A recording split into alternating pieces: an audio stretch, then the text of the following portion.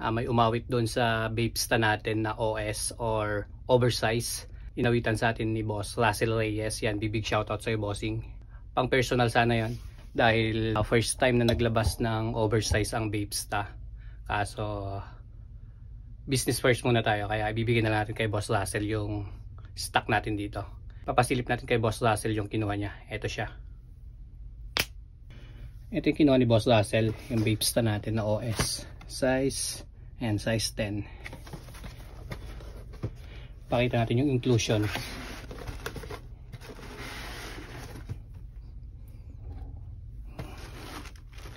Ito yung inclusion niya. Dust bag. Ayan ang dust bag niya. Tapos extra lace na puti. Vapesta. Extra lace na puti. Ayan yung extra lace niya. Vape head card. Dalawa. Tapos eto yun. Ito yung inawitan ni Bossing. Naman, ang ganda niyan.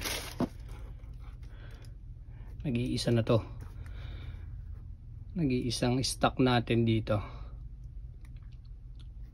Bali tatlong kulay to nilabas nila. Kulay black, tapos kulay green, tsaka etong kulay red na to.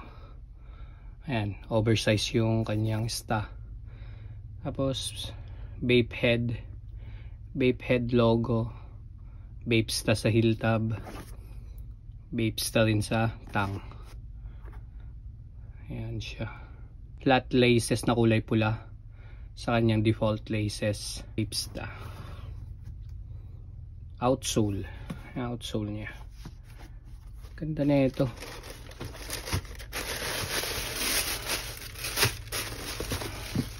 Ito yung kabila. Diba ang ganda? Ayan. Ito yung kabila niya. Ayan, big shoutout Boss Russell. Solid nitong nakuha mo sa akin.